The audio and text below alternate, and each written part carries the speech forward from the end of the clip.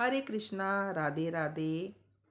नवरात्रि साल में 4 प्रकार की होती है: चैत्र, शारदीय, माघ गुप्त और आषाढ़ गुप्त नवरात्रि। इनमें से चैत्र और शारदीय नवरात्रि प्रमुख हैं, जिन्हें पूरे भारत में बड़े उत्साह से मनाया जाता है।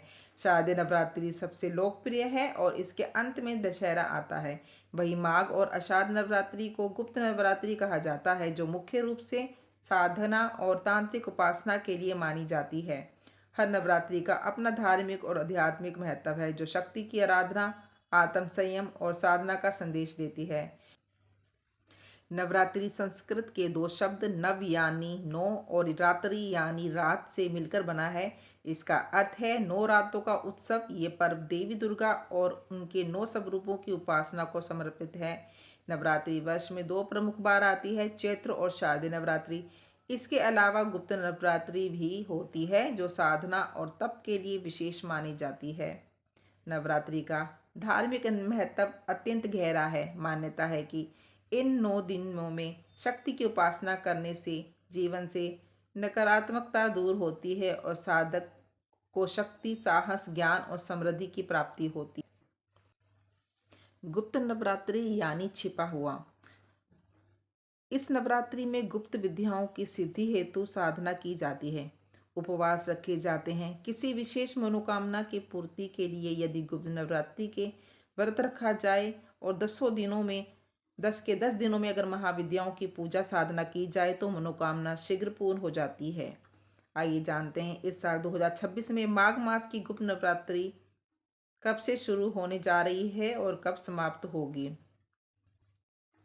और किस दिन किस महाविद्या की पूजा की जाए गुप्त नवरात्रि के 10 दिनों में।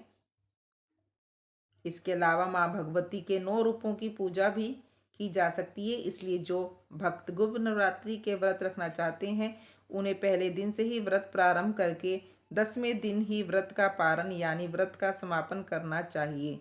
साल 2026 में माघ गुप्त नवरात्रि इस बार 19 जनवरी दिन सोमवार से प्रारंभ होगी और 28 जनवरी दिन बुधवार को माघ मास के शुक्ल पक्ष की प्रतिपदा तिथि से ही गुप्त नवरात्रि प्रारंभ होती है और इस बार प्रतिपदा तिथि 19 जनवरी सोमवार को तड़के 1:22 से प्रारंभ होकर 20 जनवरी मंगलवार सुबह 2:14 पर समाप्त होगी। ऐसे में 19 जनवरी सोमवार को घट स्थापना का शुभ मुहूर्त रहेगा, जिसमें प्रातःकाल मुहूर्त सुबह 7:14 से लेके 10:86 तक रहेगा। अभिजीत मुहूर्त दोपहर 12:11 से 12:43 तक रहेगा।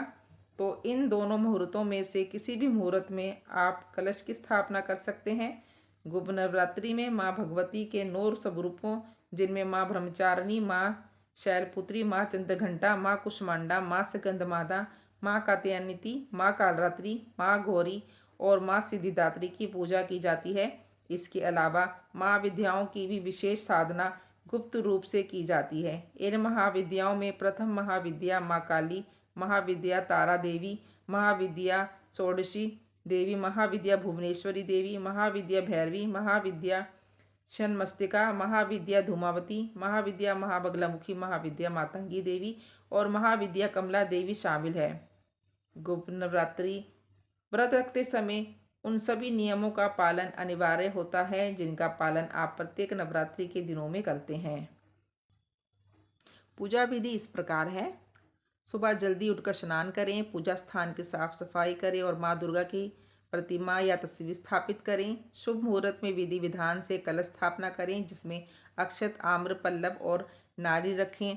माँ दुर्गा को सिंदूर, लाल फूल, गुड़ यानी गुड़हल का फूल, पंचामृत, नारियल चढ़ाएं, देसी घी का दीपक जलाएं और बताशे का भोग लगाएं। दुर्गा चालीसा या दुर्गा सप्तशती या सिद्ध कुंजी का स्रोत का पाठ करें।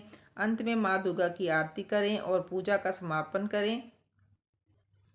ये साधना अत्यंत गुप्त रखी जाती है। गुरु के मार्गदर्शन में इनके मंत्रों का जाप करने से विशेष सिद्धियां प्राप्त होती हैं।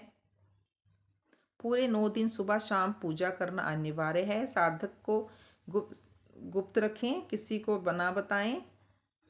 बाल कटवाने, मुंडन कराने जैसे कार्य वर्जित होते हैं। दिन में सोने से बचें, क्योंकि ये अशुभ माना जाता है।